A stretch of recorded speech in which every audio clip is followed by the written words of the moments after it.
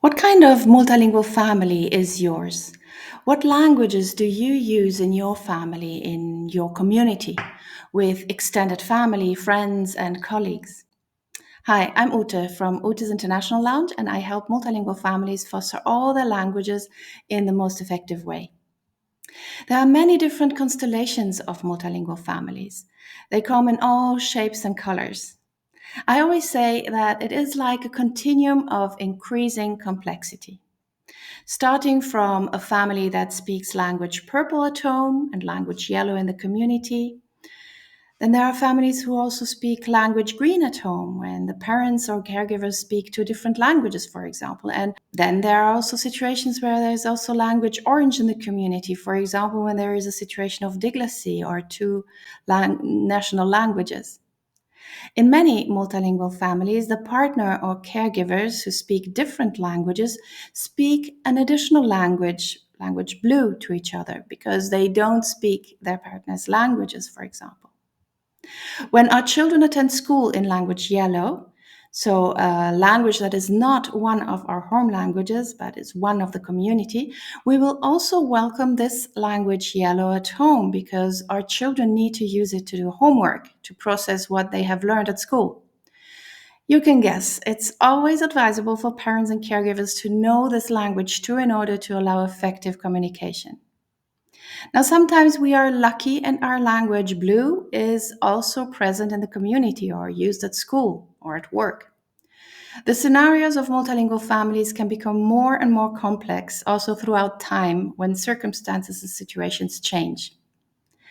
I intentionally use colors instead of naming the language or dialect, or labels like L1, L2, L alpha or beta, etc., or mother tongue, father tongue, or parents' languages, etc. This with the intent to really avoid any kind of hierarchy among languages or dialects that are spoken at home or in the community. Being aware of our very own linguistic situation and language use, and our individual preferences and abilities with regards to the languages we use, and also our linguistic biases, can help us avoid attrition and discussions or prejudices and judgments whenever possible. Now, when we treat each language and dialect equally, we can use languages in a much more conscious, inclusive, and healthy and harmonious way.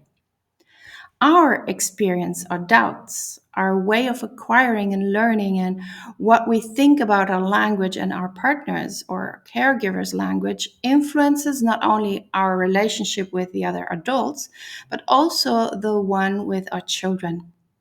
To connect with our children, we need language, and when this language is linked with a bias, with fear, guilt, or shame, it will affect our children and our connection with them.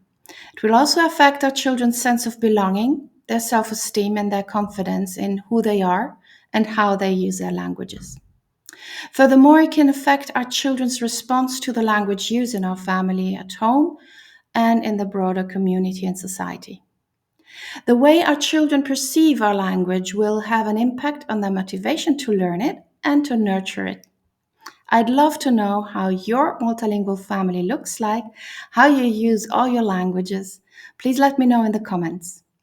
Thank you very much for watching. See you in the next video. Tot de volgende keer. A la próxima. Bis zum nächsten Mal. A la prochaine. Hasta la próxima.